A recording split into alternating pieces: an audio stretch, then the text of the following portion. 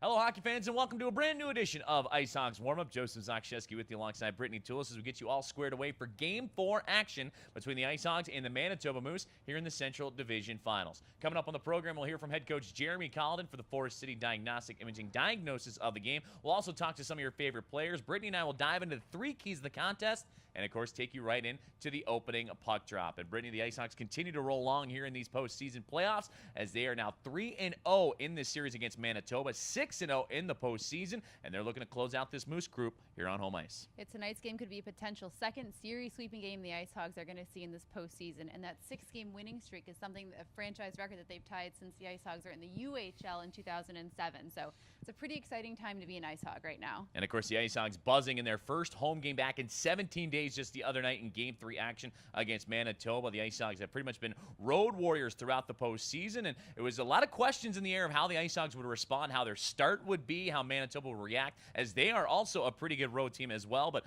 the Rockford IceHogs would show what they can do, especially in that second period. Well, let's start with that first period. The first period, we saw both teams kind of coming out strong. The IceHogs controlled those first 4 minutes of the game, but then we saw the momentum swing over to the Moose, and the Moose controlled the next 6 minutes. So it was very back and forth. IceHogs showing they're dominant on home ice, but the Moose also showing that they're prominent on away, or the away team's ice too. IceHogs and would eventually have 15 shots in that goal. Manitoba would put up teams as well in that opening period. But Manitoba, for the third consecutive game, would open up the scoring. It came just a minute and change into the second period, and that was what the IceHogs were a little leery about, is giving up that game's opening tally. But they ultimately responded, but certainly a good start for Manitoba. Yeah, they have not scored the first goal in 5 games. The first time they did was in that first game against Chicago. But as we've seen, it's something that kind of hasn't really hindered the IceHogs. Granted, they would love to have that first goal, but it might be something that kind of lights the fire, because we saw Tyler Sekura get that goal on a power play just 5 minutes later to get the IceHogs offense going. And you had a chance to actually catch up with some of the players and talk about giving up that first goal in a contest, but it doesn't seem to phase the IceHogs one way or another, so a little comeback magic there. Tyler Sekura, the power play goal, which also remains red hot for the Rockford IceHogs, now on an 8-game power play goal scoring streak coming into Game 4 tonight. And, of course, Victor Achel, the gentleman you talked about in trailing contests for the IceHogs and giving up those first goals, but he would put the IceHogs ahead with another dandy of a shot, and all of a sudden it went from down 1-0 to 2-1, and the IceHogs in the driver's seat.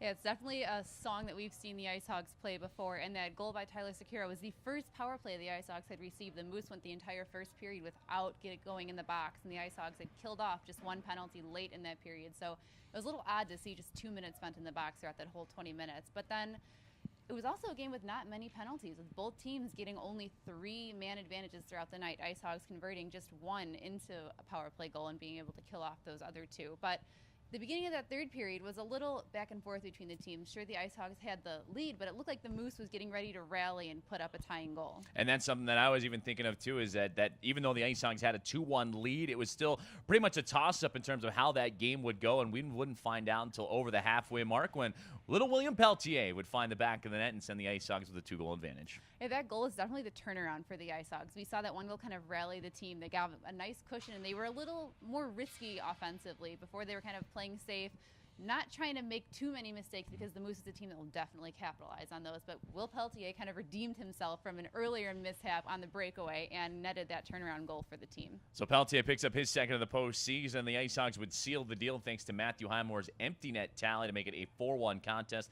at the end of Game 3 to take a 3-0 series lead. And Brittany, we've talked about this next individual numerous times, but a big reason why the IceHogs are still undefeated in the postseason has been their defense and the man on the back line and goaltender Colin Delia. Colin Delia has set a franchise record also with that 2007 run, tying the goaltender's unbeaten streak, undefeated streak, winning those 6 games, lasting through triple overtime in one of those games. He leads the league with a .953 save percentage and is second with a 1.52 goals against average. It's amazing to see his numbers continue to get better, and already they're ticking away and becoming the tops in the American Hockey League, as you just mentioned. But Colin Delia seems to come up with the timely saves as well. Your goaltender can make all the saves in the world, but he needs to make that big one to turn momentum around, and he certainly did so throughout the series, but especially in that Game 3 against Manitoba. Third period we were just talking about, because when it's a seesaw game and anything can go, you need your goaltender to be there to help back you up.